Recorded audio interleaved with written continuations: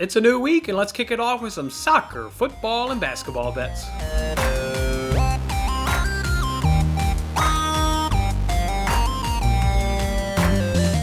Hey there, everybody. Welcome on into the Monday edition here of Winning Bets, the afternoon edition here, as I tweeted out earlier on today and let you guys know also on YouTube today that I was tied up earlier this morning with my son's school, so I had to join you guys here in the afternoon. But I hope you guys are having a good Monday so far, and I hope you guys had a fantastic weekend and a happy Halloween weekend to you guys. We had a good time over here. We did the party on Friday night. They did the trick-or-treating here in our building, and then we did trick-or-treating again on Sunday. I don't know about you guys. I absolutely love Halloween. You see all the kids' excitement. You see all the kids' costumes. I think Mario and Luigi was probably the most popular costume in the city of Chicago this weekend. I saw probably half a dozen Mario and Luigi's running around town, so that was really cool to see right there. Otherwise, just good costumes. And like I said, good energy from all the kids, getting candy and coming home and obviously eating way too many. And that's what it's about, right? The kids absolutely love Halloween. So I hope you guys had a good, fantastic weekend. It was a good weekend of sports.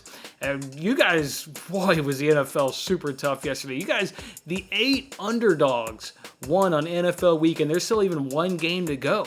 Yeah, with teams having a bye, that means more underdogs are going to close out NFL Week 8 with wins than the favorites right there. Just really wild right there. The NFL is truly a week-to-week sport right there. I mean, whoever can scheme it up the best, whoever can design the best plays, and whichever players obviously come out and can execute that strategy the best will get that win. And records just don't matter in the NFL. You see it time and time and again. It's truly a week-to-week league. It's unreal. And yeah, we definitely got reminded of that, this past weekend. Jets beat the Bengals? Like, are you kidding me? Jets beat the Bengals with Mike White.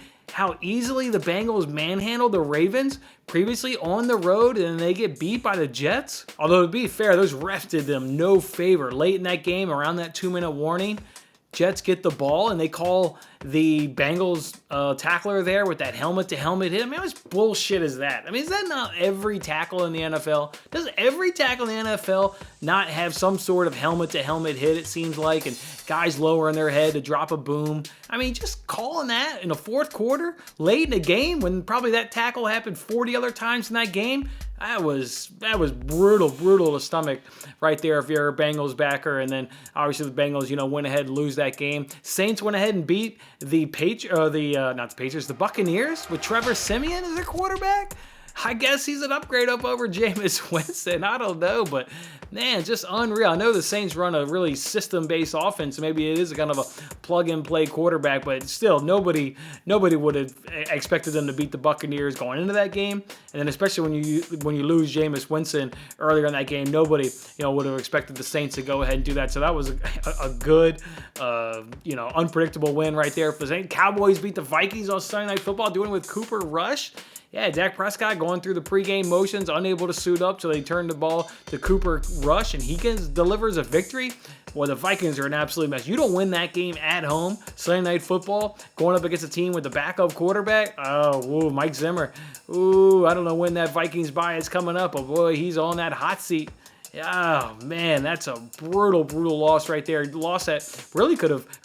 that really could have gotten them back in the NFC picture, but boy, just a deflating, heartbreaking loss right there. And probably another loss that, I don't think anybody would have predicted. And then how about Carson Wentz? I mean, just giving the Titans 14 points. He's something else, boy. Carson Wentz he makes some plays, but boy, he makes just a head-scratching, dumbass decisions. Like on that interception, backed up on his own 5 or 10 yard line.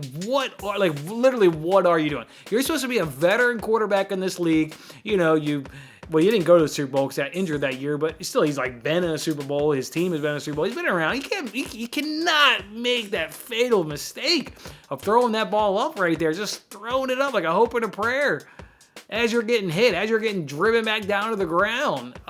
Brutal is Carson Wentz losing the Titans, gifting them 14 points right there. Our NFL player props, we went 3-3. Obviously, on our NFL player props, we'll touch on some of the wins here in a little bit, but our losses were brutally tough. We had Dalvin Cook over 18.5 rushes, the end of the game with 18, so we lost on the hook right there. Emmanuel Sanders didn't even catch a ball, so no way in hell he's going to have a longest reception of 23 yards when he can't even catch a pass. And Derrick Henry doesn't get a target. They're going to get a target. How does he not get a target? How did your best weapon not even get a target in the passing game? That's really unexcusable right there. But we did hit a live bet, my first ever NFL live bet, my first ever 3-unit bet. That's right. If you guys are following me on Twitter, was watching the Bills game. Actually got hit up by a buddy, and he was like, "Are the Bills going to get over 17.5 points?" And right there, it's like the Bills were starting to move the ball. They were starting to look good on offense. Like, yeah, they can get 2 scores.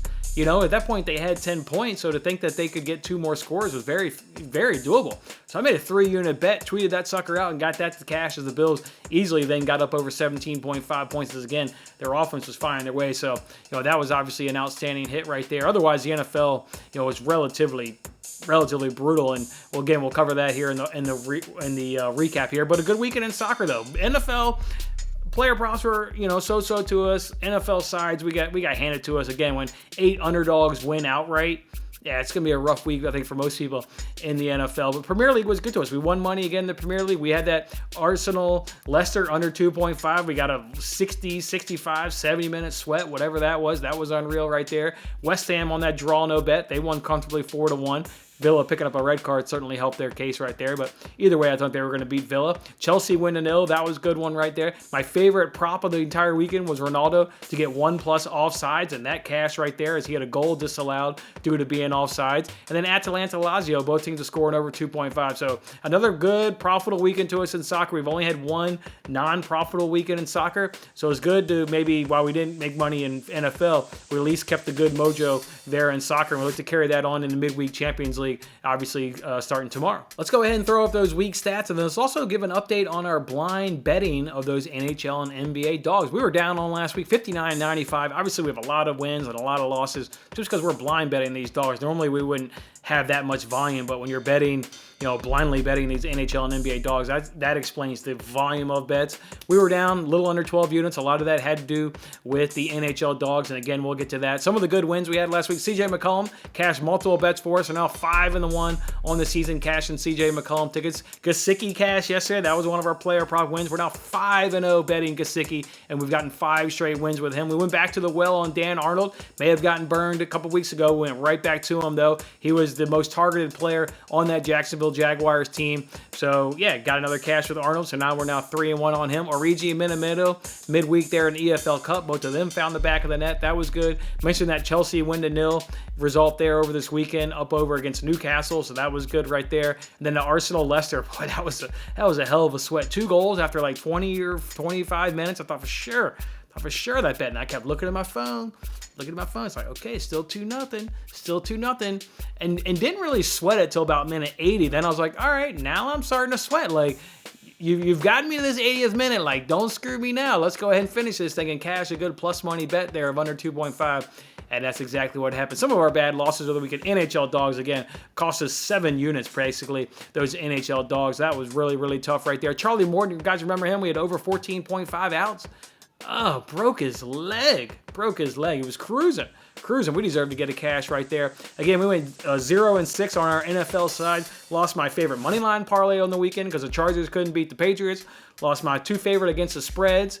Lost the Falcons -3 against the Panthers. Lions got blown out by the Eagles right there. Also lost my favorite teaser. Bengals, Bucks were both in the teaser. Both of them lost straight up, so that went ahead and sunk the teaser. And then we also lost the Bills team total over 31. While we got that live bet of the Bills team total, we obviously lost the pregame, full game team total. So lost right there. So yeah, brutal right there on those NFL sides. Derrick Henry, again, he didn't get a target. Emmanuel Sanders, he didn't even get a catch. And then Hamlin over Elliott, lost our NASCAR bet right there. Hamlin was leading the race with 7 laps to go, and Alex Bowman got on the outside of him and spun him and ended up making him finish in the 20s. Brutal beat right there. Again, he was the race leader with 7 laps to go. They were good racing majority of the day, and then Bowman just got into him and spun him. Brutal. We did not deserve to lose like that. Hamlin had a really good short run car. It was coming down to a short run late in that race. We would have cashed that, so brutal right there. So yeah, down on the week again, and still positive on the week, still won up over 84 units, obviously year to date, so doing good right there. But yeah, a lot of that had to do with those NHL dogs. We're off those NHL dogs. I mean, just look at these stats right there. Lost money in week 1, lost money in week 2, lost money in week 3, lost 9 units overall. Okay, when I get my ass kicked, I know I'm going to go ahead and bow out. I don't need to keep getting my ass kicked anymore, so I'm going to go ahead and bow out of this NHL dogs. NBA dogs, I'm conflicted. Won money on week 2. So now we're profitable overall, but I think overall I'm tired of just kind of monitoring my phone, checking scores, having a lot of those dogs lose, and kind of getting me frustrated in the evening time. So I think I'm going to back off those NBA dogs and they're profitable, but overall, experiment didn't quite work. It is what it is. We'll get back on it. We'll start cashing some of these winning bets. We'll get back to our ways over here. We'll start cashing team totals. We'll start cashing player props. We'll start cashing bets here. That's exactly what we'll look to do. All right, let's go ahead and give out some winners here. I already tweeted all these bets earlier, and I actually already gave you guys these bets earlier today on YouTube as well. I created a YouTube post as I just knew the show was going to be earlier on in the afternoon due to my son's school. So you guys already know these bets. Let's just talk about it. Let's just have a little fun here and talk about them. Wolves, Everton, both teams have scored -106. I talked about this bet there on Between the Post there with Matt. We both like both teams to score, and there Everton is in terrible form, but they're still scoring. And Wolves are in really good form actually right there. They'd be in 5th place up over their last handful of games if you look at the current form table. So, yeah, Wolves is flying pretty good right there. So, we'll go ahead and have both teams to score and find the back of the net in that game. For Monday Night Football, I've got 2 bets, as you guys know. I'm taking Daniel Jones over 243.5 passing yards.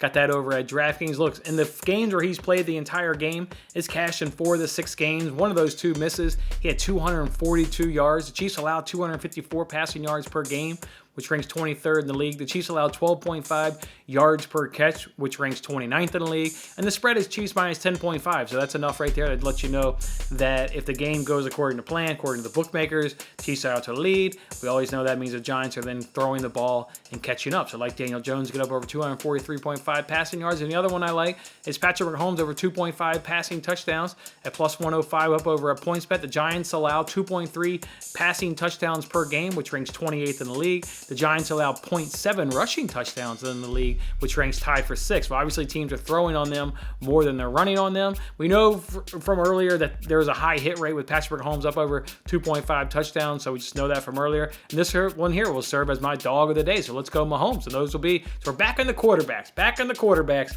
here on Monday Night Football. All right, let's jump over now to the NBA where we got a couple player props and a couple team totals here. I'm taking Desmond Bane over 14.5 points at minus 124 up over at FanDuel. This bet has cashed in every single game so far this season. And my guy only averages 2 fouls per game, so we shouldn't have to worry about foul trouble. So I like that right there. And the Nuggets are allowing 20.7 points per game to the shooting guard position. So let's go Desmond Bane. The other one I'm waiting on is CJ McCollum. Of course, the sportsbooks don't have his number populated because he played last night. And obviously, when these guys play on the back end of a back-to-back, the sportsbooks are always late getting out. So let's see what the number comes in at.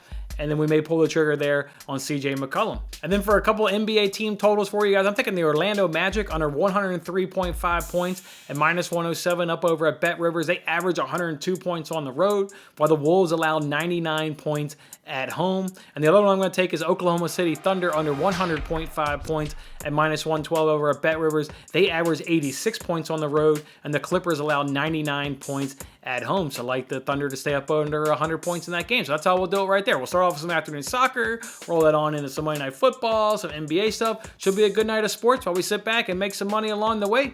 I hope you guys have a fantastic Monday. We'll see you back here tomorrow. Let's get in some Champions League bets.